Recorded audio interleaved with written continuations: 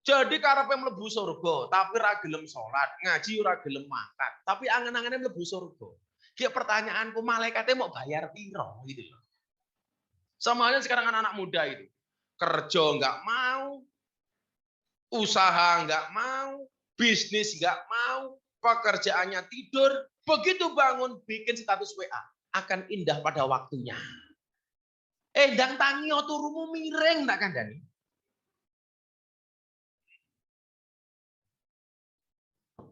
Assalamualaikum warahmatullahi wabarakatuh. Selamat siang, salam sejahtera untuk kita semuanya. Hamdan wa syukran lillah, salatu wassalamu ala rasulillah, Sayyidina Maulana Muhammad ibni Abdillah, wala hawla wala quwata illa billah, amma ba'd.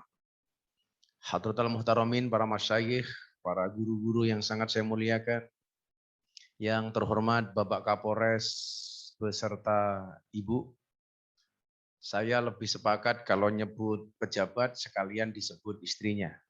Karena saya meyakini kesuksesan seorang suami berangkat dari doa seorang istri. Itu artinya semakin banyak istri, semakin banyak yang mendoakan.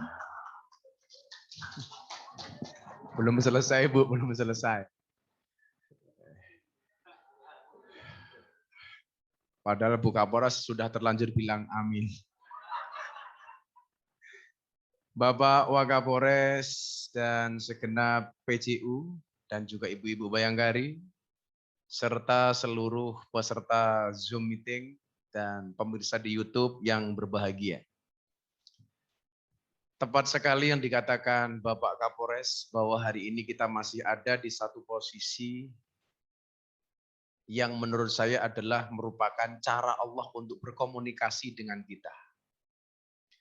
Saya selalu untuk berhusnuzon, walaupun kita tidak boleh overthinking, bahwa pandemi ini adalah merupakan cara bentuk Allah ngomong dengan kita. Karena barangkali saat-saat sebelumnya, di saat kita mendapatkan banyak kenikmatan, banyak rizki, banyak anugerah, kita justru kadang-kadang lupa dengan Allah. Saya ketika berbicara di banyak tempat, saya sampaikan, Allah itu kadang-kadang ketika pengen ngomong dengan kita, pengen komunikasi dengan kita, yang dia lakukan adalah dengan memberikan ujian dan cobaan kepada kita. Maka orang beriman ketika mendapatkan ujian dan cobaan dari Allah, dia langsung akan wa'alallah fayatawakkalil mu'minun. Dia hanya akan bertawakal kepada Allah. Orang-orang mukmin itu hanya bertawakal kepada Allah. Karena dia ingat perintah Allah, fafirru ilallah. Segeralah kamu lari kepada Allah. Nah coba, ketika kita dikasih musibah, biasanya kita nangis dengan mengangkat kedua tangan kita. Karena ketika dapat rezeki, biasanya kita begitu berat mengangkat tangan. Begitu dapat musibah, kita ringan mengangkat tangan. Begitu dikasih musibah sama Allah, kita baru ngomong sama Allah. Allah, Allah, Allah, Allah. Itulah kalimat dari seorang hamba yang sangat dicintai oleh Allah. Tapi sebaliknya, kalau Allah itu pengen jauh dari kita, bagaimana caranya? Dikasih banyak kemudahan, dikasih banyak rezeki, kenikmatan, anugerah. Maka biasanya orang-orang dikasih nikmat dengan dikasih musibah, itu lebih gampang ingat dengan Allah ketika dikasih musibah. Dan yang paling luar biasa adalah ketika kita dikasih musibah, dikasih anugerah oleh Allah, kita tidak pernah meninggalkan Allah. Nikmatnya tambah, rizkinya tambah, anugerahnya tambah. Dengan Allah dekatnya juga tambah. Dan yang paling celaka adalah seseorang sudah dikasih musibah, teguran, dan cobaan dari Allah, tetap saja dia tidak ingat Allah. Makanya kalau kita hari ini dikasih seperti ini cara Allah untuk ngomong dengan kita. Maka saya mengatakan bukan ombaknya yang besar, tetapi perahunya yang terlalu kecil. Bukan musibah dan ujiannya yang besar, tetapi iman kita yang terlalu lemah. Gembok tidak pernah dibuat tanpa kunci. Masalah tidak pernah dibuat tanpa solusi. Maka tadi Kapolres mengatakan fa inna ma'al usri yusra, bahwa dari semua kesulitan pasti ada kemudahan. La yukallifullah nafsan illa wus'aha. Allah tidak memberikan ujian melebihi batas kemampuannya. Bila kamu yakin akan ada pelangi setelah hujan, maka kamu harus lebih yakin akan ada kebahagiaan setelah perjuangan. Sama dengan yang jomblo. Akan datang satu saat kamu akan dipertemukan dengan orang yang tepat, yang kedatangannya untuk menetap bukan karena nafsu sesaat.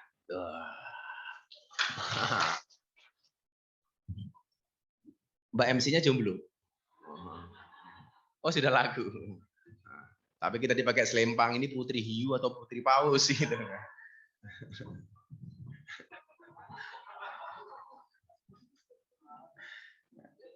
Dalam teori saya nggak ada orang gemuk kok, Mbak. Nggak ada. Karena teori saya mengatakan 100 kg di bumi itu sama dengan 30 kg di Mars. Itu artinya kamu tidak gemuk, hanya salah planet. Ya, itu.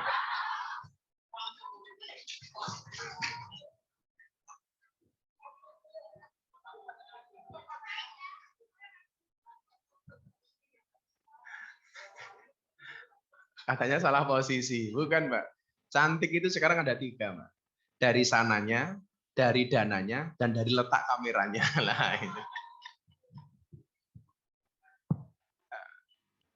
Jadi bagaimana kemudian orang beriman mempercayai bahwa ketika Allah berfirman qul la yusibana illa ma kataballahu lana, katakanlah sekali-kali musibah itu tidak akan pernah menimpa kami kecuali apa yang telah Allah izinkan untuk kami. Apapun itu, tidak hanya musibah, termasuk pangkat dan jabatan.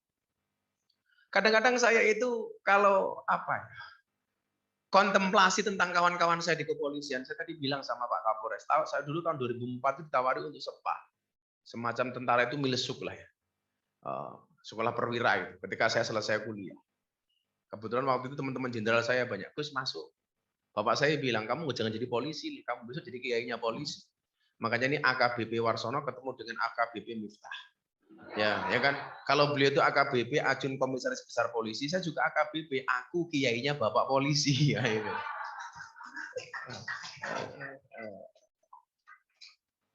Jadi kadang-kadang nalar pangkat jabatan begini. Maka kawan-kawan yang merasa telat atau apa, santai saja. Saya dulu punya teman namanya Aridono. Bang Aridono itu saya kenal dengan beliau sejak beliau menjadi Dirkrimum Polda Daerah Istimewa Yogyakarta. Posisi beliau dari Kombes ke Bintang 1 itu lamanya minta, bahkan dikatakan telat dari Kombes ke Bintang 1. Karena waktu itu kalau nggak salah Sespimtinya telat.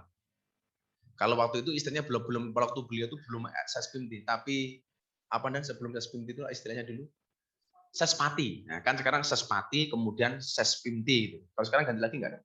Nggak. Nah, waktu itu telat. Dari Kombes ke Bintang itu telat. Tapi Anda tahu, begitu jadi bintang, sebelum beliau jadi Kabar Reskrim, 2 bulan sebelumnya beliau menemani Jenderal Badrodin Haiti datang ke pondok saya.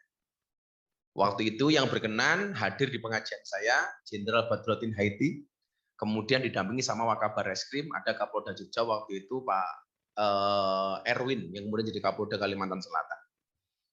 Saya bilang, Pak Kabar Reskrim sini, ayo makan. Teman-temannya bilang, belum Gus. Ini baru Wakabar, belum Kabar Reskrim. 2 bulan pulang dari tempat saya, dia telepon saya. Gus, terima kasih ya doanya. Saya jadi Kabar Reskrim. Coba. Bintang 1, Kombes ke Bintang 1, susahnya minta ampun. Begitu jadi bintang 1 ke Bintang 2 cepat, Bintang 2 ke Bintang 3 cepat. Dan coba lihat jabatannya. Dari Wakaba, kemudian jadi Kabar Reskrim, kemudian ada lowongan Kapolri. Dari semua calon, yang paling tua adalah angkatan Pak Aridono. Yang lain muda-muda, padahal waktu itu Kapolrinya muda. Akhirnya untuk keseimbangan dan balancing, dicarilah Wakapolri yang paling senior, dan muncullah nama Aridono. Ini kalau kemudian Allah berkehendak, benar. Fa'idha ja'a ajaluhum la yastakhiruna sa'ata wa la yastaqdimun. Kalau ajalnya sudah datang, tidak bisa diajukan, tidak bisa diundur. Anda jangan salah, ajal itu bukan kematian. Ajal itu artinya titiwanci. Kalau orang Jawa. Bahasa Indonesianya apa? Kalau sudah datang saatnya. Kalau sudah datang waktunya. Wis wayahe gitulah kira-kira. Lah wis wayahe, Bro. Santai. Dan wayahe itu ajal itu tidak hanya kematian, tapi juga pangkat, jabatan, rezeki dan jodoh. Saya dulu itu jodohnya kecepatan. Dan saya pengen menikah umur 25 tahun. Saya nikah umur 25 tahun. Saya nikah karena kepepet. Loh, Anda mikir mesti meteng dhisik mbahmu ku ya ora kok. Kiai kok meteng dhisik enggak. Saya itu nikah kawin karena apa? Dan saya itu belum nikah, sudah banyak dimintain tolong untuk nasihat pernikahan. Makanya kalau saya kemarin nasihat pernikahan ke Mas Atta Halilintar, ke siapa, itu ya karena dari dulu saya senang banget kalau nasihat pernikahan. Saya tuh paling senang kalau diundang pengajian untuk nasihat pernikahan. Apalagi kalau mau dinikahkan, senang banget gitu loh. Nah, kalau Pak Kapolres nggak mungkin lah. Kapolres itu kalau di kantor galak, neng omah tetap kalah karo bojone.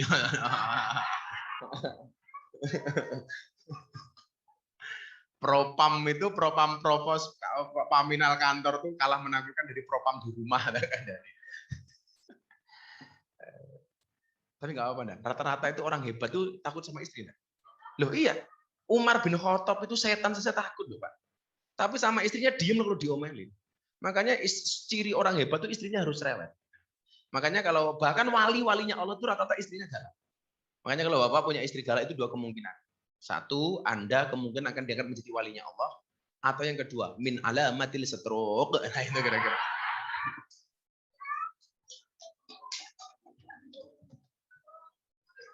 Remuk.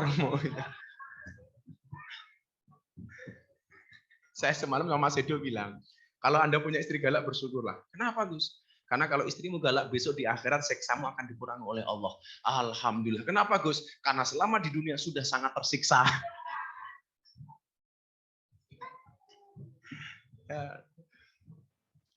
Jadi ajal itu artinya bisa jadi kematian. Kematian itu tidak bisa diajukan maupun diundurkan, termasuk dengan corona ini. Makanya coba saya mau tanya, yang benar itu malaikat Israel numpangi COVID atau COVID numpangi Israel? COVID numpangi Israel, bukan Pak. Israel numpangi COVID. Artinya apa? Kematian yang dilakukan oleh Israel itu tidak hanya melalui COVID. COVID itu hanya jalan. Kalau Anda mengatakan COVID numpangi Israel, berarti seolah-olah lebih hebat COVID daripada Israel. Israel numpangi COVID. Israel numpangi kanker. Israel numpangi tumor. Israel numpangi kecelakaan. Kalau soal ngomong kematian di lalu lintas itu kan juga tinggi. Juga tinggi. Ya kan, tetangga saya itu kecelakaan mati lalu lintas, tapi bukan karena tabrakan. Kelilipan pasir, Pak. Iya, sak truk gitu loh, sak truk gitu loh.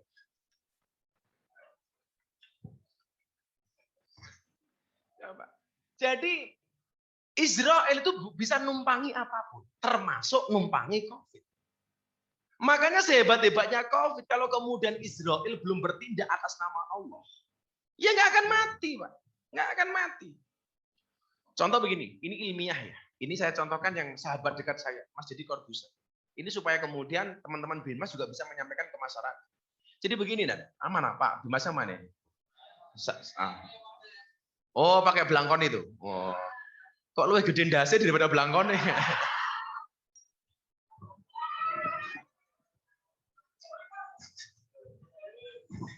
Saya itu membedakan antara Intel dengan Binmas, itu nggak boleh seragamnya. Dan. Cukup dilihat dari batuknya. Beneran. Kalau Intel tuh batuknya diempet-empet, itu Intel. Kalau Binmas, wah itu Binmas biasanya. Main ketok kalau Binmas. Jadi begini, ini juga pemahaman COVID ya. Bapak Ibu masih ingat Dedi itu kena apa? Badai Citokin. Ini enggak. Dedi dinyatakan positif, masuk rumah sakit. Beberapa hari kemudian dinyatakan negatif, pulang. Betul-betul negatif sudah sembuh. Saturasinya sudah naik, CT-nya sudah aman. Di rumah masih panas badan. Bahkan tinggi sampai hampir 40 panas badannya. Suhu badannya itu 40 lah. Telepon dokter. Gimana dokter? Katanya saya udah negatif kok masih panas. Dokter dengan santainya jawab, Mas Dedi banyak minum air putih. 2 hari minum air putih, ternyata masih tinggi panas. Akhirnya dia berinisiatif pindah rumah sakit. Ketemulah kemudian rumah sakit Mayapada. Di situ kemudian dilihat sama dokter, negatif. Dia sudah negatif COVID. Kok masih tinggi? Ketemu dengan dokter Gunawan. Dokter Gunawan yang akhirnya dikasih uang 500 juta sama mobil Fortuner sama Deddy Corbuzier. Sama dokter Gunawan, ini bukan dokter COVID, ini dokter umum. Tapi dia dokternya out of the box. Jadi nggak masuk akal apa yang disampaikan. Maka kalau orang pengen dipegang sama Gunawan, suruh tanda tangan bahwa dia bukan dokter COVID. Dokter Gunawan menyarankan kepada Deddy Corbuzier untuk melakukan CT thorax. CT torak itu ya semacam USG, semacam itulah, macam-macam itulah. CT torak, ternyata begitu di CT torak, paru-parunya baru kelihatan diserang sitokin sudah 60%. Itu artinya apa? Kemungkinan dia hidup hanya 40% secara medis. Stres kan jadi. Artinya apa? Kalau ini dibiarkan, matinya ya tinggal 2 hari saja. Begitu hari berikutnya tinggal 30%, paru-parunya hancur. Paru-parunya hancur. Ini namanya badai sitokin. Ternyata salah satu langkah yang bisa dilakukan adalah dengan memberikan obat kepada pasien yang biasanya untuk mengobati kanker leukemia. Apa namanya? Aferma apa itu? Itu harga normalnya dan cuma 12 juta, 8 sampai 12 juta. Tapi karena nggak ada barang, jadi nebus dengan harga 120 juta dan suntik 2 kali. Di malam terakhir disuntik, dokternya bilang, Mas, pertaruhannya malam hari ini. Kalau malam hari ini paru-parunya obat tadi yang kita suntikkan secara efektif masuk, maka akan Anda selamat. Kalau enggak Anda bablas. Tinggal 30%. Jadi malam itu jadi nunggu, Pak. Iki bablas, apa dia WA aku. Dia WA saya kan pas mau disuntik itu, bro, doain saya ya. Ya udah pasti tak doakan lah, tak bilang. Saya akhirnya beli beras 18 ton, saya bagi ke masyarakat karena saya teringat as-shadaqatu lidaf'il bala. Sedekah itu untuk nolak bala. Saya niatkan beli beras untuk ngasih orang yang terkena dampak pandemi, pahalanya saya untuk jadi korbuser. Akhirnya apa? Subuh dokter masuk, dilihat paru-parunya kembali normal. Nah, yang barangkali perlu Anda pahami adalah banyak orang yang sudah sembuh dari COVID, tapi kenapa mati? Ketika pulang, kemudian isolasi mandiri di rumah bablas. Rata-rata mereka terkena badai sitokin, termasuk yang dialami oleh sahabat saya Syekh Ali Jaber. Lah, orang-orang yang nggak punya uang, Pak, walaupun kemudian dia tahu belum tentu bisa beli obatnya karena mahal. Itulah yang dilakukan sama Dokter Gunawan. Begitu mendapatkan pasien yang sitokin, dia jual mobilnya. Karena dia tahu kalau disuntik ini kemungkinan sembuh 90%. Alasan itulah kemudian Deddy Corbuzier ganti mobilnya Dokter Gunawan dengan membelikan mobil Fortuner dan uang 500 juta. Nah, kenapa Pak Babin tidak dapat itu? Karena tidak pernah melakukan itu. Watangmu bro gede banget. Jadi kalau belum datang ajalnya dan walaupun tinggal nunggu, nggak akan mati. Pak Babin umurnya berapa Pak? Jenengan? 52. Mati itu syaratnya tidak harus tua. Mati itu syaratnya tidak harus sakit. Maka walaupun Pak Babin usianya 52 tahun, saya baru 40 tahun lebih tua dia dibandingkan saya. Bisa jadi yang mati Pak Babin dulu. Gitu.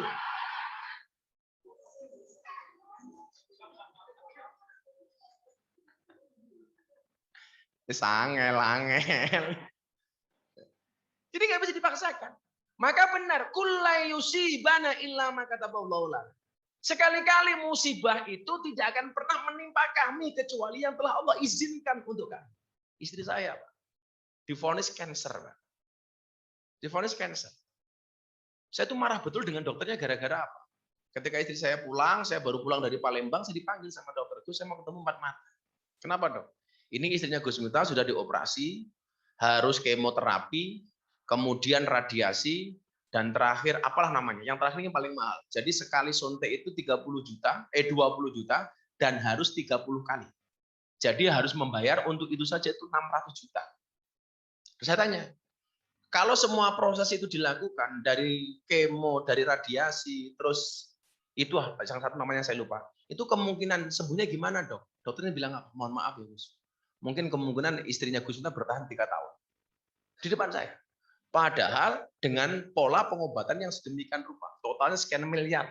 Saya bilang, kalau begitu fungsinya pengobatan itu untuk apa? Dan kenapa kok Anda berperilaku sebagai Tuhan? Itu Dok, Pak Kapolres, kalau saya bukan orang terkenal, tak antemi wong. Seolah-olah dia jadi Tuhan gitu.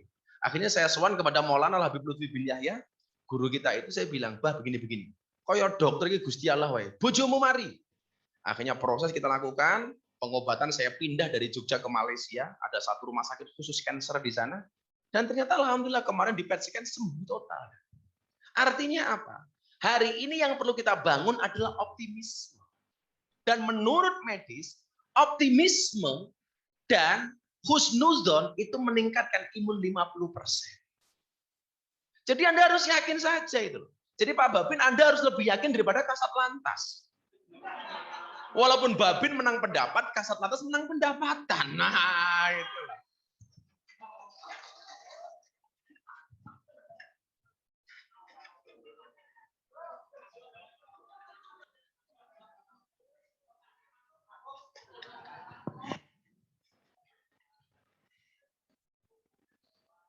Lah hari ini kemudian kita dapati Bapak Ibu, optimisme kita sebagai bangsa itu menurun, terutama berkaitan dengan pandemi ini. Maka saya katakan semalam begini, Bapak Ibu, bayangkan Anda berada di tengah sungai naik perahu, perahunya bocor.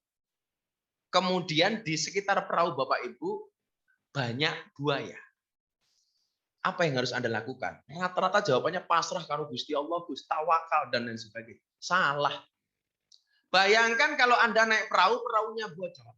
Kemudian di sekitar perahu itu banyak buaya. Apa yang harus kamu lakukan? Yang harus kamu lakukan cuma satu. Apa? Berhenti membayangkan. Lah hari ini banyak yang psikomatis. Khawatir menghadapi masa depan. Ini pandemi belum berakhir. Pekerjaan belum normal. Ekonomi bisnis belum normal dan lain sebagainya. Bagaimana besok begini, begini, begini. Itu salah, Pak. Maka saya bilang, saya punya quote bagus banget. Kecemasan adalah ilusi buruk tentang masa depan. Daripada kamu buang waktu untuk cemas, mendingan mempersiapkan diri untuk menghadapi. Persiapkan semuanya itu. Maka kemudian di dalam kitab Hikam Ibnu Athaillah, Shahibul Hikam itu mengatakan begini, ar-raja'u ma qaranau amalun wa illa fa huwa umniyatun.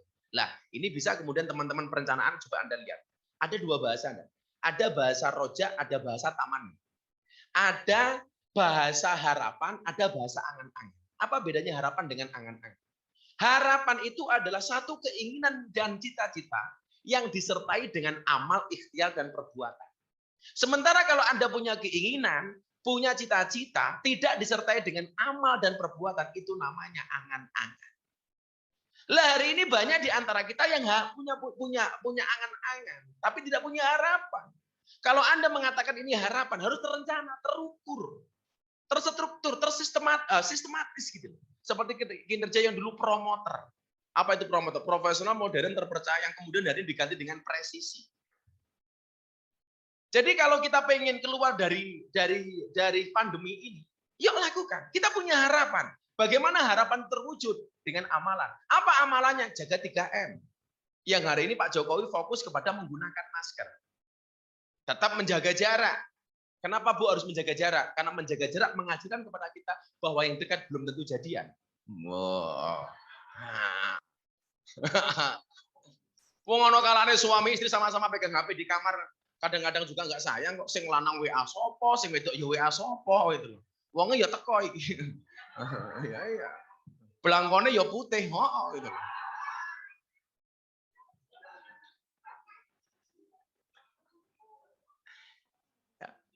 Jadi ada roja, ada harapan. Ada harapan. Kalau kemudian kita punya keinginan, punya cita-cita, tapi nggak dilakukan dengan perbuatan dan amalan, itu namanya taman ninda. Apa itu? Angen-angen. Jadi karepe mlebu surga, tapi ra gelem salat, ngaji ora gelem makan, tapi angen-angene mlebu surga. Ki pertanyaanku, malaikatnya mau bayar piro gitu loh. Sama halnya sekarang anak-anak muda itu. Kerja nggak mau, usaha nggak mau, bisnis nggak mau, pekerjaannya tidur, begitu bangun bikin status WA, akan indah pada waktunya. Ndang tangi turumu miring tak kandani. Mimpimu jelek. Ya kan? Hiduplah dalam mimpi. Jangan mimpi dalam apa? Sing pasti apa? Hidup. Mimpilah dalam hidup, jangan hidup dalam mimpi. Kita nggak pernah tahu masa depan kita seperti apa. Pak Kasat Lantas umpamanya, kamu jangan kemudian pesimis. Bisa jadi kamu kemudian lebih cepat daripada senior. Karena masa depan itu seperti sekumpulan tempe. Nggak ada yang tahu.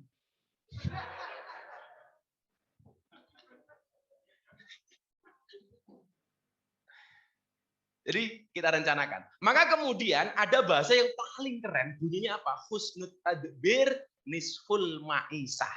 Bagus perencanaan adalah merupakan separuh dari kehidupan. Maka perlu kita rencanakan, Pak. Kutulis apa yang kulakukan dan kulakukan apa yang kutulis. Nah, maka Bapak Ibu yang saya muliakan, yuk optimisme ini kita bangun. Karena ayat tadi itu teruskan begini. Huwa maulana, dialah Allah sebagai penolong kami. Maka saya punya quote. Berdoalah kepada Tuhannya corona, supaya corona segera dihilangkan. Jangan gara-gara corona kita kehilangan Tuhan. Ketuklah pintu langit dengan doa. Karena yang terlockdown hanya buminya. Langitnya masih terbuka untuk semua hamba. PPKM barangkali menutup akses darat. PPKM menutup akses udara. PPKM menutup akses laut. Tetapi PPKM tidak akan pernah mungkin menutup rezeki dari Allah Subhanahu wa taala. Optimis, Pak, yakin. Saya itu kan orang yang kemudian dididik untuk menjadi orang yang pede, Pak. Bagaimana kemudian perjalanan hidup saya sampai hari ini diwarnai dengan segala kontroversi, diwarnai dengan sekian bulian dan lain sebagainya. Saya dibully soal saya pengajian di klub malam bersama Mbak Elsie. Purel, perempuan rela diusel-usel. Ini yang senang bini kasat visi biasanya. Sini ada visi nggak ada? Visi masuknya mana? Ke reskrim paling ya. Krimum. Jadi krimum nyambi indik-indik. Nyambi nggak inguk. Pak kasat reskrimnya yang mana ini? Oh, saya ngapi-api ngendindan. Oh, jadi Pak Dewi dan itu. Ya kalau di Polda itu kan ada visi nanti yang ngurusi seperti itu. Jadi gimana ngomong apa tuh di LC gimana? Tadi terakhir saya ngomong apa, Pak? Oh, di klub malam. Saya dibully di klub malam dan sebagainya. Tapi saya santai, Pak. Ini saya pengen kemudian ketika Anda dibully, tugas-tugasmu tidak dihargai sama orang. Ya, santai saja, Pak, slow. Saya dibully katanya menjual agama dengan ngaji di klub malam bersama mbak-mbak lokalisasi dan lain sebagainya. Bahkan dikatakan Miftah itu kurang gawean. Bahkan dikatakan ada ulama mengatakan begini, bagaimana pendapat Kiai tentang pengajian Gus Miftah di klub malam? Itu memalukan dia, menjual agama. Jawaban saya waktu itu, Pak, saya selalu mohon maaf Kiai. Kalau apa yang saya lakukan dianggap memalukan, lebih memalukan mana ketika Anda melihat kemaksiatan diam tanpa memberikan solusi apapun kepada mereka. Yang butuh Tuhan tidak hanya kamu, Pak, tidak hanya kita, tapi semuanya. Maka ibarat orang sholat, Pak, ada yang jadi imam, ada yang azan, ada yang puji-pujian, ada yang mimpin tahlil, ada yang mimpin pengajian. Ada yang ngepel WC. Tugas saya tak ngepel WC saja. Yang menjadi imam silakan Anda orang hebat. Yang mau adzan silakan Anda orang hebat. Yang mau main wirid silakan Anda orang hebat. Tapi saya meyakini Anda tidak akan pernah sholat secara khusyuk kalau WC-nya bau dan kotor. Maka tugas saya membersihkan WC saja. Membersihkan toilet saja. Toh saya pernah menjadi James Bond selama 4 tahun setengah. Apa itu James Bond? Jaga masjid dan kebun. Di masjidnya orang Muhammadiyah. Saya itu orang yang sangat toleran karena saya tinggal di masjidnya orang Muhammadiyah dan sekarang saya tinggal di lingkungan orang Katolik. Tinggal di Muhammadiyah saya nggak ada masalah. 4 tahun setengah masalahnya hanya satu. Gara-gara saya tinggal di masjidnya orang Muhammadiyah saya kurus. Berat badan saya hanya 40 kilo. Kenapa ikut Muhammadiyah kurus? Karena belas nggak pernah ada selamatan. Serana mangan-mangan belas. Makanya Brib Kayu ini kalau dilihat dari posternya itu mesti NO ini.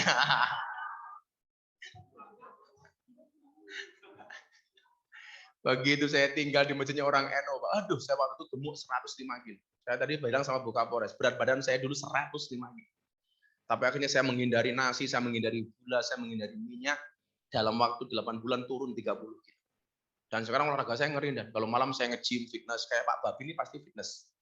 Bodinya fit, artinya ngenes.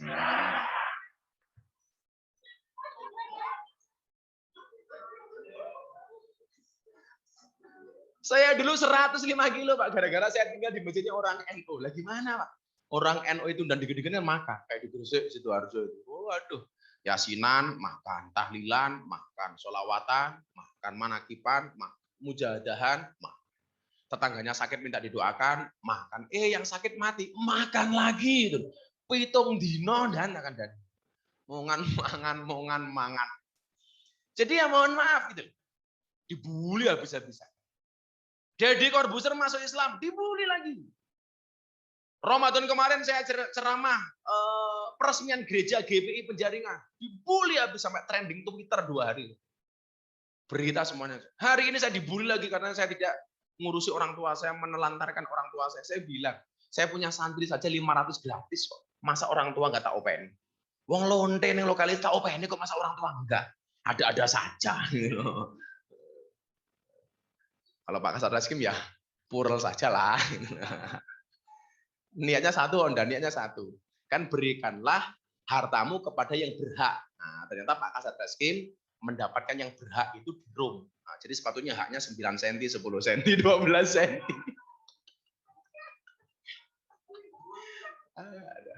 Itu namanya bukan karaoke, Bu. Itu namanya puskesmas. Pusat kesenangan mas-mas. Jadi nggak usah kemudian kita sakit hati ketika kemudian kerja kita nggak dihargai. Jadi polisi itu gini Pak prinsipnya. Kamu kalau berprestasi jangan minta dipuji. Kalau nggak berprestasi siap-siap dicaci maki. Tapi kalau kemudian Anda bisa ngatur manajemen hati, enteng saja Pak. Dipuji juga tidak akan meninggikan kamu, dicaci juga tidak akan merendahkan dan menghinakan kamu. Slow saja Pak. Saya tuh belajar begini nih. Semuanya punya Instagram. Coba Anda lihat postinganmu. Kalau Anda posting, ya kan, di Instagram, lebih banyak mana? Like-nya apa komentarnya? Kalau Anda posting di Facebook maupun di Instagram, coba Anda lihat. Kira-kira lebih banyak like-nya atau komentarnya? Like. Pertanyaan saya, kenapa lebih banyak like daripada komen? Jawabannya adalah, seberapa besar pun orang yang membencimu dengan komentar-komentarnya, yakinlah, di luar sana lebih banyak yang mencintaimu dari dalam hatinya. Oh, sederhana saja itu. Tapi kalau jomblo beda, dan kenapa lebih banyak jumlah like daripada jumlah komen? Karena banyak orang cinta, tetapi tidak berani mengatakannya. Iya, mau diempet ya. Coba Anda pahami quote saya ini. Ketika ada orang membicarakan kamu yang jelek-jelek, itu hanya sampai telinga kamu. Jadi, kalau kamu sakit hati, yang salah kamu. Kenapa? Karena kamulah yang memindah kalimat itu dari telinga ke dalam hati kamu. Ya. Kalau ada orang ngomong jelek tentang kamu, itu hanya sampai telinga kamu. Maka kamu jangan sakit hati. Kalau kamu sakit hati, yang salah ya kamu. Karena kamulah yang mentransfer kalimat itu dari dalam telinga ke dalam hati kamu. Maka saya cuek. Saya dibully puluhan ribu komentar di Instagram. Ditanya sama istri, bah, nggak sakit hati? Enggak. Caranya gimana? Gampang. Pripun, jangan dibaca komentarnya. Untuk apa dibaca? Karena kalau itu kita baca, dilayani, nggak akan habis. Orang yang benci dengan Anda nggak usah jawab apapun. Kenapa? Karena orang yang cinta dengan Anda tidak butuh alasan kamu. Dan orang yang benci dengan Anda tidak akan lagi terpengaruh dan mempercayai apapun omongan dari kamu. Ya mendingan diam saja. Maka dikatakan diam itu emas. Makanya Pak Babin kalau istrinya minta emas disuruh diam.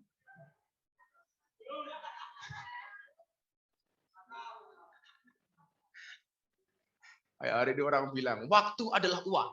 Makanya Pak Kapolres kalau ngajak teman-teman kasat, ayo main. Kok jawabannya sorry dan nggak ada waktu. Berarti kasatnya nggak punya uang.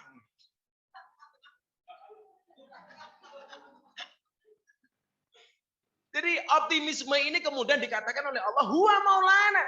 Dia Allah sebagai penolong kami. Yang bisa mengeluarkan kita dari musibah ini hanya Allah. Maka yang perlu kita lakukan adalah mendekat kepada Allah. Maka saya katakan, Ibnu Athaillah mengatakan begini, kalau Anda dikasih musibah oleh Allah, jangan menjadi seperti seekor anjing. Anjing itu kalau dilempar kerikil, yang dikejar oleh anjing itu kerikilnya apa yang lempar? Kerikilnya. Kerikilnya. Kalau Anda dikasih masalah oleh Allah, jadilah seperti seorang cowok dilempar kerikil oleh cewek cantik. Yang dikejar kerikilnya apa cewek cantiknya? Ceweknya, Pak. Codot ya dilawan itu loh. Artinya apa? Kalau kita dikasih masalah oleh Allah, jangan lihat masalahnya, tapi lihatlah sang pemberi masalah. Siapa? Allah. Nah kadang-kadang kalau kita nggak dikasih masalah tuh lupa dengan Allah. Saya kasih contoh yang paling sederhana, dan kita di atas ada karyawan di bawah. Kita lempar uang 20.000. Biasanya yang dilakukan adalah ngambil uangnya tanpa melihat siapa yang melempar uangnya. Dikasih lagi uang 50.000 ke bawah, diambil uangnya, nggak lihat siapa yang lempar uang. 100.000 sama. Ambil uangnya, tidak pernah memperhatikan siapa yang melempar uangnya. Akhirnya yang di atas jengkel, dilempar kerikil kena kepalanya, baru dia dongak. Oh, nasi ngantem gitu. Barangkali kita selama ini melupakan Allah. Maka kita kembalikan semua kepada Allah dan yakinlah Allah menjadi penolong. Maka di akhir ayat itu Allah mengatakan apa? Wa 'alallah falyatawakkalul mu'minun, dan hanya kepada Allah orang-orang beriman itu bertawakal. Tawakal itu artinya pasrah, bukan menyerah. Menjadikan Allah sebagai satu-satunya solusi. Menjadikan Allah sebagai satu-satunya jalan keluar. Maka kemudian dikatakan wa basyiris sabirin. Berikanlah kabar gembira bagi orang-orang yang bersabar. Caranya bagaimana? Wasta'inu bisabri wassalah. Minta tolong dengan sholat dan sabar. Maka ketika Allah memberikan kamu musibah, Allah tidak memerintahkan kamu untuk mencari jalan keluar hingga penat. Tetapi Allah memerintahkan untuk sabar dan sholat. Pasrah.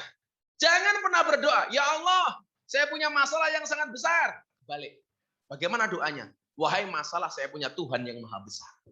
Karena sebesar apapun masalahmu lebih besar anugerah dari Tuhan. Sing jomblo yang ngono, ndonga ngeyel titil. Ya Allah, bila dia jodohku jadikan dia istriku ya Allah. Namun bila dia bukan jodohku, mbok dicek lagi ya Allah. Dongono ono peninjauan kembali pokoknya. Yang lucu ada kiai. Ada kiai sukanya berburu, bawa senapan ke hutan. Ketemu harimau ditembak, dar. Ternyata harimaunya kebal. Kalau di Jepara barangkali harimaunya bermuntal gotri lah, kayak banser. Kebal. Begitu pelurunya habis gantian, Pak Kiai dikejar sama harimau, lari ketemu jurang. Pilihannya cuma dua, Pak. Bablas masuk jurang, kembali dimakan harimau. Akhirnya Pak Kiainya ingat dengan ayat ini, wa 'alallah falyatawakkalul mu'minun, atau dalam surat Al-Anfal itu wa 'ala rabbihim yatawakkalun. Tawakal hanya kepada Tuhan.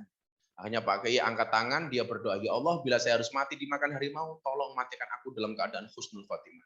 Begitu matanya dibuka, ternyata harimaunya nggak makan Pak Kiai. Malah harimaunya mengangkat kedua kaki depannya. Pak Kiai tanya sama harimau, kenapa kamu nggak makan saya? Yang sabar Pak Kiai, jawab harimau. Saya juga baru doa. Oh. Ditanya sama Kiai, kamu doa apa wahai macan? Allahumma barik lana.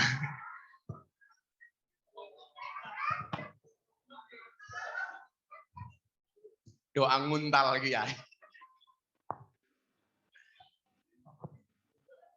Lah, bagaimana kemudian kaitannya dengan optimisme kebangsaan kita hari ini?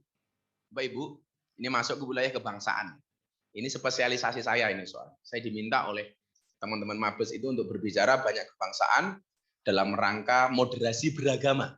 Kalau istilah yang lama sebelum presisi Polri itu muncul, istilahnya adalah deradikalisasi. Tapi melalui Pak Sigit, melalui proposal yang dibuat oleh Pak Wahyu Widada, bahasanya diganti menjadi moderasi beragama. Nah begini, hari ini Bapak Ibu tanpa kita sadari, hari ini kita berada pada satu zona di mana tingkat nasionalisme kita itu menurun sebagai bangsa. Kita hari ini pada satu posisi di mana patriotisme, jiwa patriotisme itu menurun. Coba Anda lihat. Bapak Ibu, dulu ketika saya SD, kita seumuran lah. Walaupun nikahnya duluan. Pak Warsono tahun berapa nikah? 2000? Oh, hampir bareng lah. Waktu itu umur berapa nih? 22. Oh, 22 dah. Cepet men loh dah. Cepet banget. Nikah tua atau nikah muda itu bukan masalah. Masalah itu adalah ketika kita nikah dengan pasangan yang salah. Iya. Jadi suami yang baik adalah suami yang mendengarkan pendapat dari istrinya. Dan istri yang baik adalah mendapatkan banyak pendapatan dari suaminya. Maka saya sepakat kalau keuangan rumah tangga itu dipegang oleh istri. Iya, karena kalau dipegang oleh suami berpotensi bisa membahagiakan istri lainnya. Nah, setuju Bu Kapolres? Setuju. Orang mau setuju toh Bu, tambahi Bu. Tapi yang perlu Anda pahami adalah perempuan itu hatinya seperti rekening bank. Maksudnya apa? Tidak mungkin berbunga kalau tidak ada saldonya.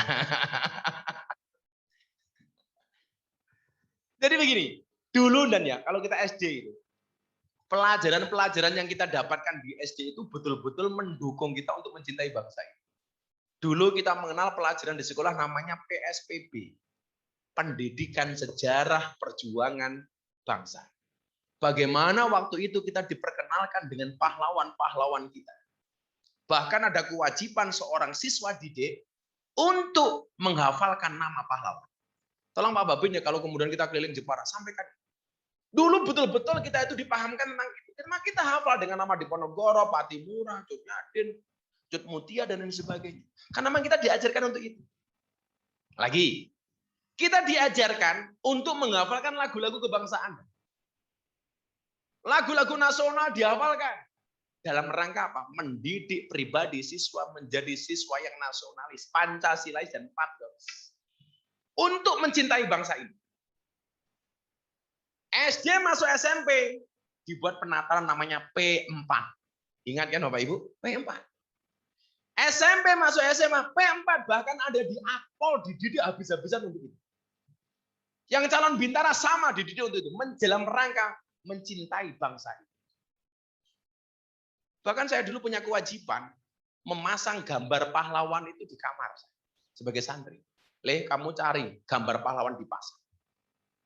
Bandingkan dengan pola pendidikan hari ini. Sudah tidak ada lagi PSBB. Nggak ada lagi PSBB. Ya kan? Adanya PSBB. Kayak Pak Babin PSBB. Buka dompet, pas saya buka, bersih. Nggak ada lagi. Anak-anak hari ini sudah nggak kenal dengan nama-nama pahlawan masa lalu, Pak.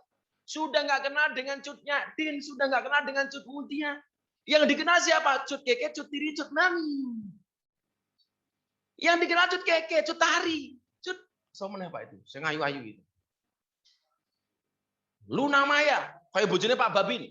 Luna Maya, lanjut usia namun masih mempesona. Iya.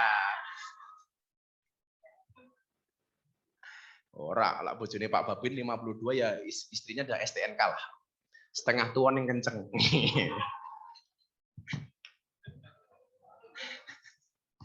Coba, nggak ada lagi dah.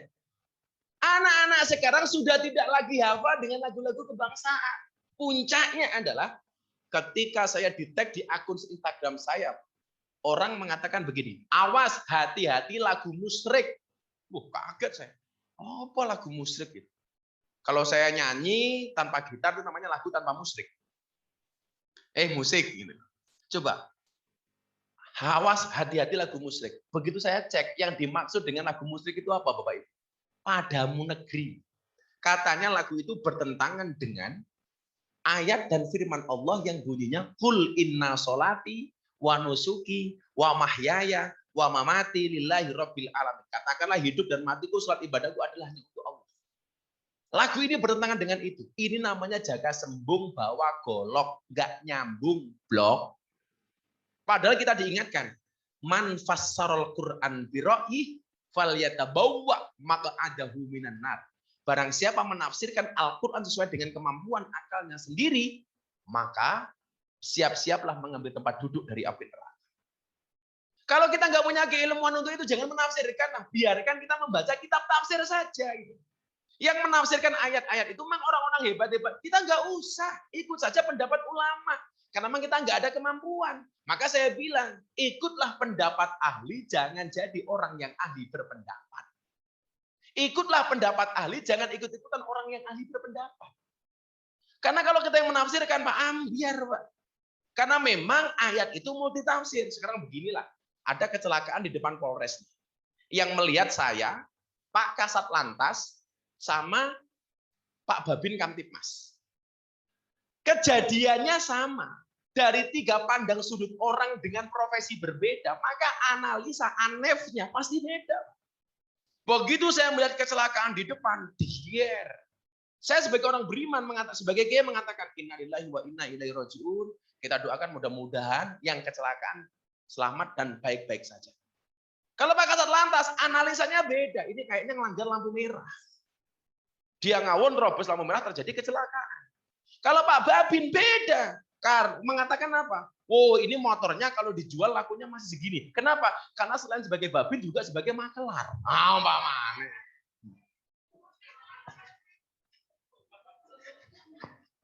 Jadi jiwa bakulannya muncul itu loh. Motornya rusak segini, harganya masih segini. Coba Anda lihat, kejadiannya sama. Dari kacamata orang dengan profesi berbeda, maka anefnya berbeda. Apalagi dengan ayat Quran. Maka yang terjadi apa? Ini pemerkosaan ayat. Disinilah kemudian yang pengen saya sampaikan kepada Bapak Ibu, tolong carilah guru yang benar. Dalam konteks Anda sebagai seorang polisi, carilah guru agama yang berwawasan kebangsaan. Karena apa? Al ilmu bila syaikhin fasayhu syaiton. Ilmu tanpa guru-gurunya setan. Salah milih guru-guru nembahne setan. Ini ngeri sekali, Pak. Kalau Anda mengatakan bagaimana kita ngaji di YouTube, boleh. Selama pengajiannya itu hanya untuk syiar. Tapi kalau kaitannya dengan fikih, tanya langsung. Jangan kemudian hanya lihat YouTube. Kalau Anda lihat YouTube kayak saya, pengajian-pengajian saya yang sifatnya memotivasi orang, memberikan inspirasi dan lain sebagainya. No problem, Pak. Tapi kalau kaitannya dengan fikih, jangan hanya lihat di YouTube, tapi tanyalah langsung pada ahlinya. Maka itulah kenapa Al-Quran mengatakan, fas'alu ahla dzikri in kuntum la ta'lam. Yang kemudian membuat saya agak sesah apa? Ternyata ustadz-ustadz yang tidak memiliki paham kebangsaan, bahkan membenci bangsa ini, tidak mau mengakui Pancasila sebagai ideologi yang mengharamkan merah putih, sekarang mulai banyak hadir di tengah-tengah kepolisian. Banyak hadir melalui ibu-ibu Bayangkari. Banyak hadir di kajian-kajian kepolisian. Saya nggak menyalahkan bahasa sunnahnya, Pak. Sunnah itu bagus. Man ahya sunnati faqad ahabani wa man ahabani kana ma'i fil jannah. Barang siapa menghidupkan sunnahku berarti dia mencintaiku, dan barang siapa mencintaiku dia bersamaku di dalam surga. Oh, nggak ada masalah. Tapi ingatlah, carilah guru yang benar. Toh kemudian apa, hari ini kita punya banyak sekian guru yang hebat bisa dijadikan rujukan. Anda tinggal milih, Pak. Karena nggak mungkin karakteristik guru itu sama. Tapi patokannya adalah carilah guru yang sanad ilmunya sambung. Kemudian seperti pesannya Habib Lutfi, carilah guru karena Anda tinggal di Indonesia yang memahami keindonesiaan, yang memahami kebinekaan dan memahami serta mencintai negara kesatuan Republik Indonesia. Jangan sampai kemudian kejadian, dan saya di Kudus. Saya dulu dengan Pak Ganjar itu punya pengajian, punya acara, itu kajian kebangsaan di sekolah-sekolah dan perguruan tinggi yang ada di Jawa Tengah. Sesi dialog saya di Kudus. Ada guru menggunakan pakaian ASN, aparatur sipil negara. Dia masuk ke depan, dia tanya, Gus, sebentar saya mau tanya. Saya pikir bangsa ini belum bisa sejahtera, belum bisa adil, belum bisa makmur, karena ideologi yang kita anut salah. Kita harus kembali kepada ajaran Al-Quran. Oh, saya setuju. Terus apa lagi, Pak? Kita harus mengganti paham Pancasila, ideologi Pancasila dengan paham khilafah. Coba menggunakan baju ASN, aparatur sipil negara. Artinya apa? Dia makan uang negara, makan dari negara, menggunakan fasilitas negara, tetapi tidak mengakui Pancasila sebagai ideologinya. Bahkan menggunakan fasilitas negara untuk menyerang negara seperti di BUMN. Sebagian kecil karyawan-karyawan yang ada di BUMN. Ini kan ngeri sekali, Pak. Akhirnya saya tanya sama dia. You mengatakan khilafah itu hebat. Buktinya di mana? Negara mana yang berhasil dengan khilafah? Dia jawab Arab Saudi. Oh, salah lagi kamu, bro. Kalau kamu mengatakan Arab Saudi itu khilafah, Anda salah. Berarti dolanmu kurang ngatur. Turumu kurang bengi.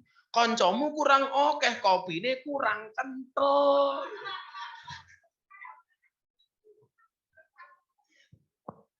Arab Saudi itu bukan khilafah, itu al-mamlakah. Al-mamlakah itu artinya kerajaan. Di dunia belum ada prototipe, contoh yang mengatakan khilafah itu berhasil. Dan khilafah di Indonesia itu tidak ditolak, tapi tertolak secara otomatis. Karena mohon maaf itu merupakan ancaman bagi kebinekaan. Loh, saya sebagai orang Islam kalau punya pemimpin Islam juga senang banget. Pasti saya senang. Kayak kemarin saya ditanya kasusnya Pak Napoleon Bonaparte. Gimana Gus? Pak Napoleon mukuli Muhammad kece. Saya bilang, secara emosional saya senang. Tapi ingat, negara kita bukan negara emosi, tapi negara hukum. Dia yang polisi saja, umpamanya masih aktif, dan dia punya jabatan, mukuli orang itu tidak ada dalilnya. Apalagi dia juga merupakan seorang terpidana. Hukum sebagai panglima tertinggi, bukan emosi. Walaupun dia jenderal bintang 2. Saya nggak urusan. Itu salah. Nah, persoalan ini, Pak, ini betul-betul harus kita pahami.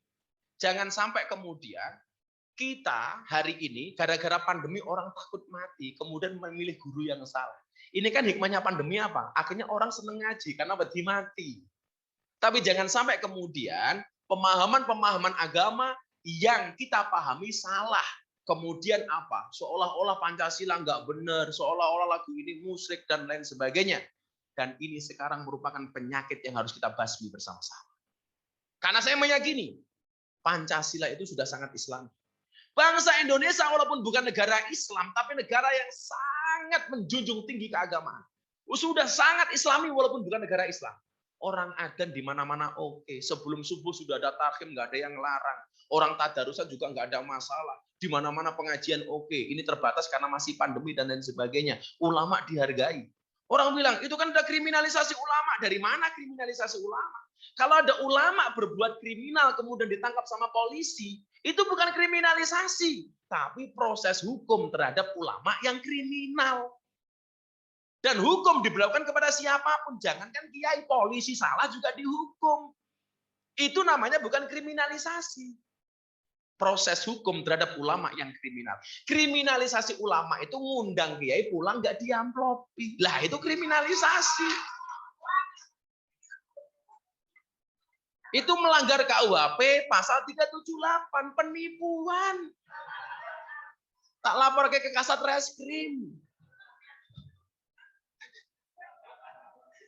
Kalau dikasih isinya cuma sedikit beda lagi pasalnya Pak 352, perbuatan tidak menyenangkan.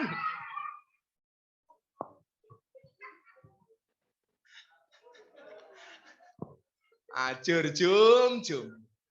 Hari ini viral di media sosial, di media, di macam-macam. Gus Miftah Kiai bertarif 3M. Ya saya aminkan saja itu. Ternyata 3M itu benar dan 3M matur nuwun Mas Miftah itu. Malah kadang-kadang 7,5 M, pitulungan setengah makso gitu loh. Ramai saya dibuantai ini, saya lihat Instagram dari tadi itu saya di tag buahnya. Miftah Kiai bertarif 3M. Keren sekali dan kalau saya di Jepara ngaji 5 kali 3M, 15M dan bojoku 5 dan itu. Jadi Bapak Ibu, yuk kita benahi betul bangsa ini melalui kita teman-teman kepolisian. Saya pikir dulu ada promoter profesional, modern, terpercaya dengan sekian komandus yang dibuat oleh Kapolda, Kapolda dan sebagainya. Hari ini kita punya presisi. Saya pikir ini adalah merupakan rules yang kemudian bisa kita pahami dan kita terapkan kepada masyarakat. Termasuk yang dalam presisi itu hari ini yang lagi ramai apa? Restoratif. Bagaimana kemudian menyelesaikan kasus tidak harus secara hukum, tapi juga bisa kemudian di luar pengadilan, diserahkan secara kekeluargaan. Tidak harus kemudian apa-apa dibawa ke sana. Kalau memang kemudian masing-masing pihak bisa didamaikan dan lain sebagainya. Maka Bapak Ibu, tetap yakinlah bahwa Pancasila adalah merupakan ideologi terbaik bangsa ini. Bahwa yakinlah NKRI adalah satu-satunya bentuk kenegaraan yang hari ini cocok untuk Indonesia, bukan sistem yang lainnya. Maka pahamilah 4 pilar kebangsaan dengan benar.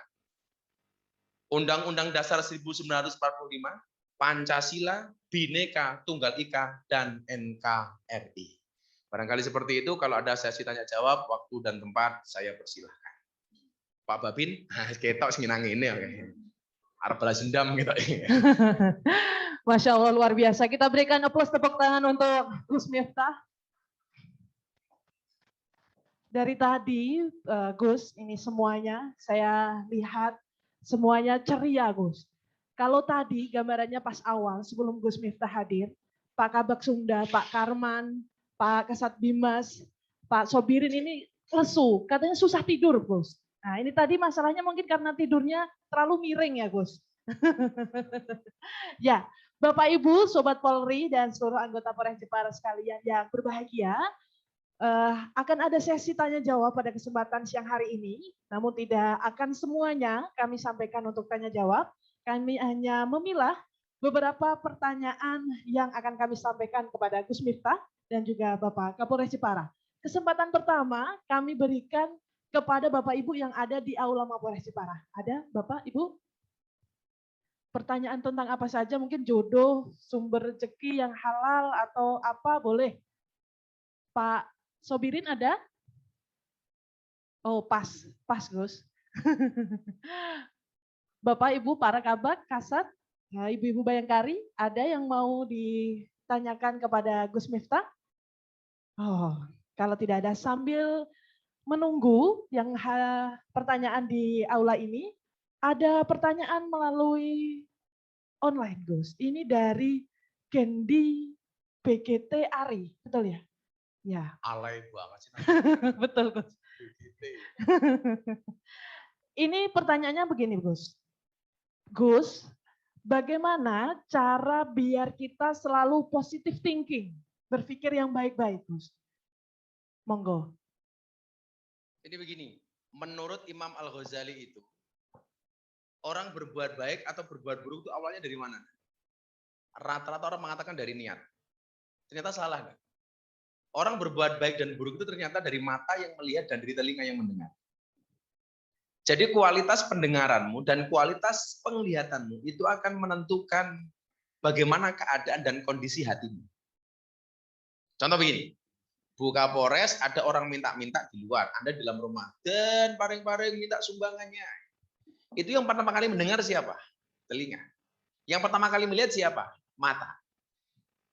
Dari penglihatan mata dan pendengaran telinga inilah kemudian direkam oleh otak, kemudian masuk ke dalam hati, diproses. Kemudian diaktualisasikan dalam bentuk perbuatan dan diucapkan melalui mulut kita.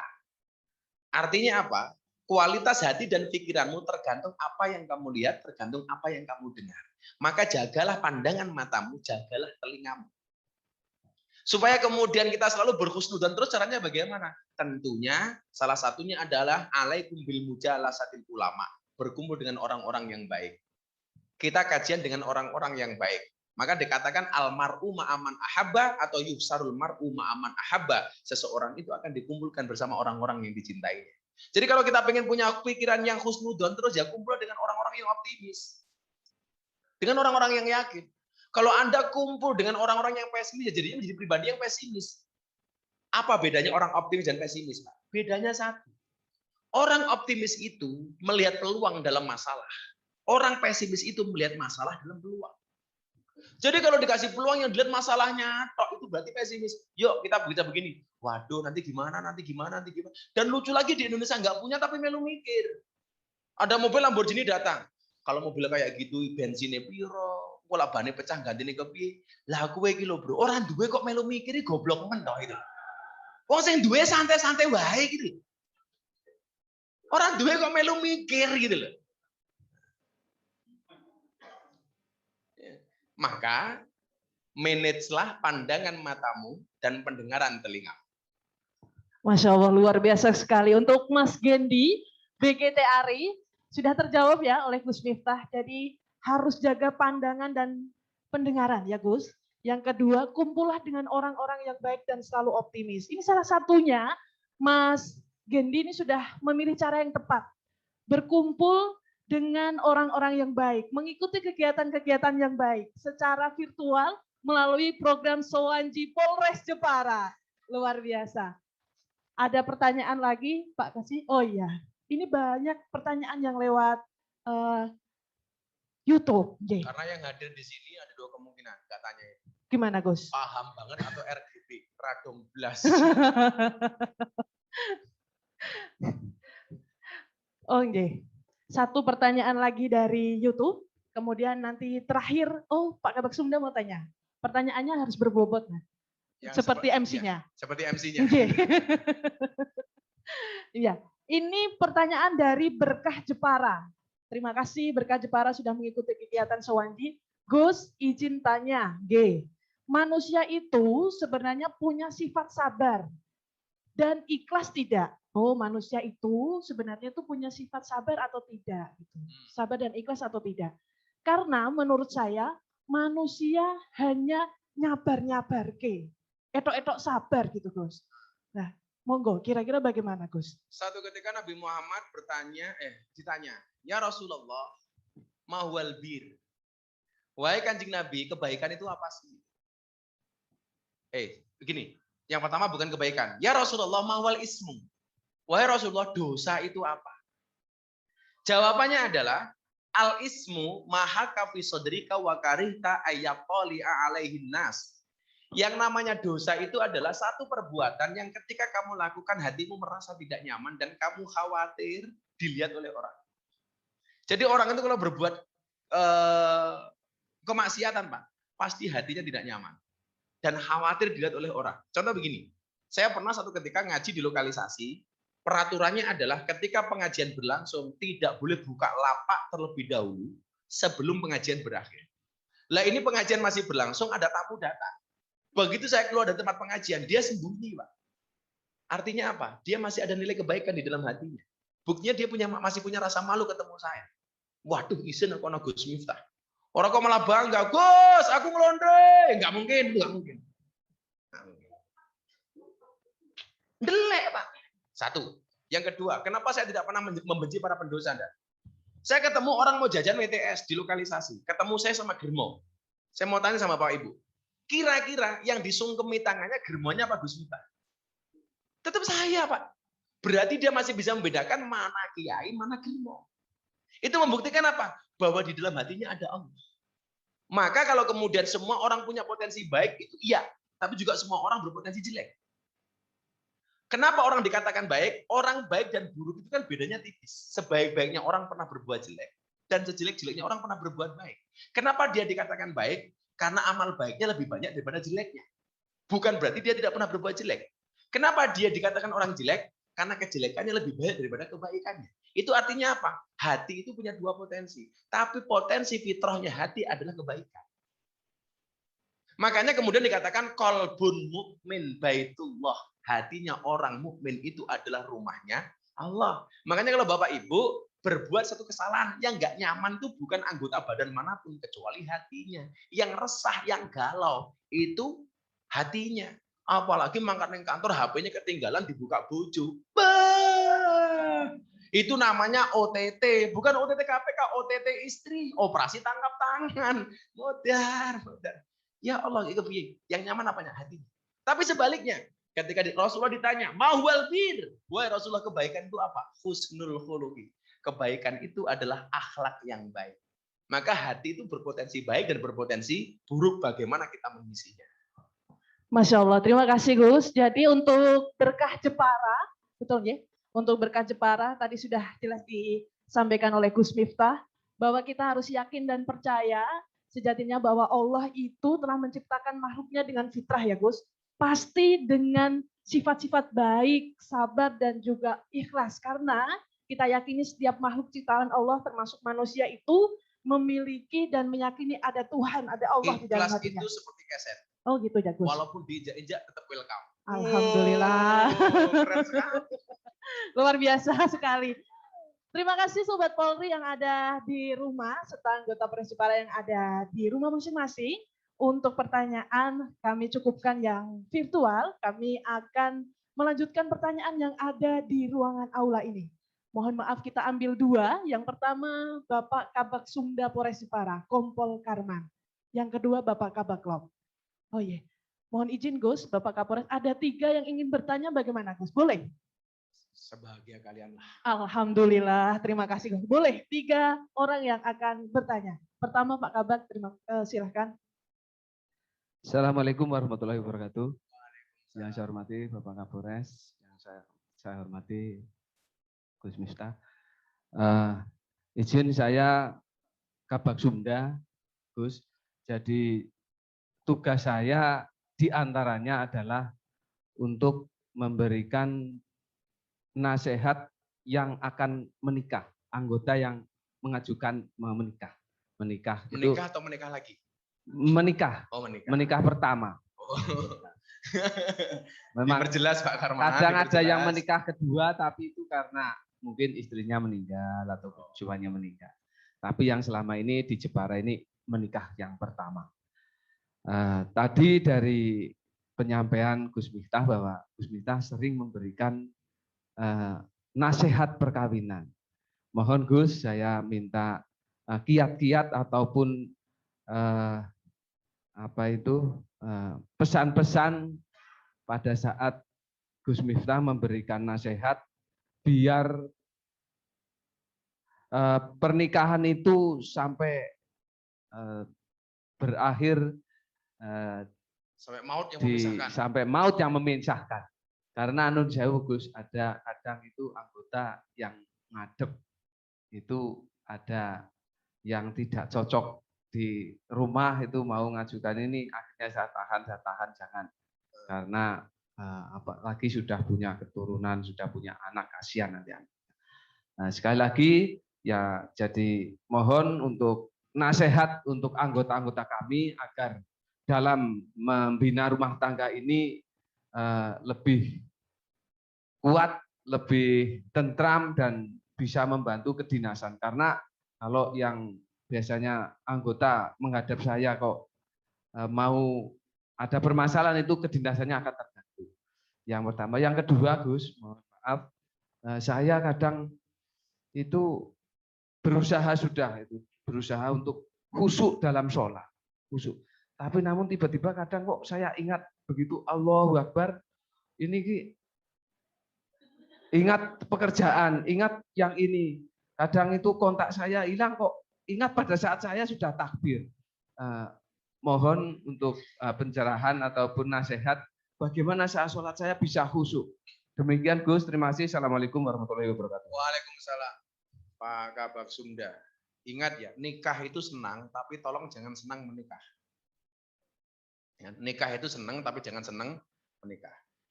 Saya meyakini pasangan yang bertahan dalam pernikahan itu bukan pasangan yang cocok, tapi berusaha untuk saling mencocokkan. Maka ingat, pasangan terbaik adalah bukan yang datang dengan segala kelebihannya, tetapi yang tidak meninggalkan kita dengan segala kekurangannya. Jangan cari pasangan yang sempurna, tapi terimalah pasanganmu dengan cara yang sempurna. Saya dulu menikah dengan istri, saya bilang, bapak mertua saya bilang begini, Pak, kelebihan saya hanya satu, dan kekurangan saya juga hanya satu. Kelebihan kamu apa? Banyak kekurangan. Kekurangan kamu nggak punya kelebihan, modar apa ya? Jadi dari awal saya sampaikan, kamu punya pekerjaan nggak? Enggak, waktu saya nganggur. Lah kalau kamu nggak punya pekerjaan, nggak punya bisnis, besok anak istri kamu kasih makan apa? Saya bilang, Bapak tahu entung apa enggak? Lu apa hubungannya karo entung? Ya ora ono, Pak. Coba Anda lihat entung, tahu entung dan di dalam daun pisang itu. Entung itu nggak pernah keluar dari daun pisang. Dia berdiam diri di dalam daun pisang. Begitu dibuka, Pak, lemu. Nggak ada entung kuru, Pak. Apalagi entung stroke. Alah, ora ono, Pak. Artinya apa? Kemudian menjadi problem dalam rumah tangga itu yang paling besar adalah masalah ekonomi. Masalah duit. Makanya kemudian banyak anggota kepolisian yang berperilaku di luar kewajaran, di luar kewenangannya. Karena biasanya apa? Karena tuntutan istri yang terlalu tinggi. Makanya kalau saya di Jogja pengajian sama teman-teman BPJS itu, budget pas-pasan jiwa sosialita. Wah, ini ngeri ini. BPJS, budget pas-pasan jiwa sosialita. Ini saya bilang, jangan sampai kemudian gaya hidup kamu itu bisa kemudian menjadikan suami kamu bekerja di luar kewajaran. Gara-gara apa? Tuntutan istri. Tapi sekarang di Jogja yang paling marak BPJS yang kedua. Barisan Para Janda Sosialita. Wah. Karena saya, Bu, juga BPJS. Buronan Para Janda Seksi. Wah. Nah, kemarin saya ngaji di Garut sama Wirdanto itu. Oh, ternyata di sana banyak jamur. Janda di bawah umur. Nah, jamur. Kalau di Jakarta banyak rojali, rombongan janda liar. Tapi nggak apa-apa landahan, kalau kamu nikah dengan janda, berbahagialah. Kenapa? Karena janda itu minimal jujur, sudah tidak gadis lagi. Daripada nikah dengan gadis tapi rasa janda. Wah, ciloko ini. Sangel, angel. Jadi gitu Pak ya. Jadi ya, saya punya banyak sekian quote untuk menasihati kawan-kawan saya yang menikah. Kemudian bagaimana kita bisa khusyuk? Segera kembalikan ingatan kita kepada Allah ketika otak kita sudah bergeser dari asma Allah. Dan balik. Karena kalau kita khusyuk 100% nggak bisa, Pak. Sayyidina Ali saja gagal. Kelingan jubai Kanjeng Nabi. Maka begitu otak kita sudah bergeser, yang kita lakukan adalah segera mengembalikan ingatan kita kepada Allah. Jadi khusyuk itu adalah berusaha khusyuk. Kemudian yang kedua, hilangkan was-was. Apakah sholat saya ini diterima oleh Allah apa enggak? Kamu sudah mau menjadi orang yang sujud dan rukuk, ditakdir oleh Allah menjadi orang yang sujud, itu udah bagus. Kenapa? Karena di luar sana masih banyak orang yang tidak mau sujud. Maka pede saja, ditampa urusannya Gusti Allah. Kayak saya ceramah ngejak sholat orang-orang mabuk, diprotes, dan orang mabuk sholatnya nggak diterima oleh Allah 40 hari. Kenapa kamu ajak mereka sholat? Saya jawab, ditompo ra urusannya cangkemmu, tapi urusannya pangeranku. Apa? Akhirnya anak-anak mabuk tanya, bah bener nggak orang mabuk sholatnya nggak terima oleh Allah 40 hari. Bagaimana dengan kami? Jawaban saya apa? Hadis itu benar, tapi ingat itu hadisnya orang normal. Sementara kalian abnormal. Kalau nunggu nggak mabuk, sholatnya kapan? Jadi saya biasa ngimami orang mabuk. Ghairil maghdubi alaihim waladdallin. Harusnya amin. Orang mabuk enggak. Ghairil maghdubi alaihim waladdallin. Yang penting sholat. Mesti takdir kalau Gusti Allah. Itu sudah azannya udah selesai. Mohon maaf yang dua ya. Insya Allah kapan-kapan lagi. Nanti pertanyaan boleh akan dijawab oleh Kasat Bimas. Ya. Mungkin demikian yang dapat saya sampaikan Bapak Ibu. Akhirnya cukup saya sampaikan. Bapak Ibu kalau Anda punya mobil atau punya kendaraan mobil, coba Anda lihat. Kenapa kaca mobil bagian depan itu jauh lebih besar daripada kaca spion? Jawabannya adalah karena masa depan bangsa Indonesia jauh lebih besar daripada masa lalunya. Terima kasih. Assalamualaikum warahmatullahi wabarakatuh. Waalaikumsalam.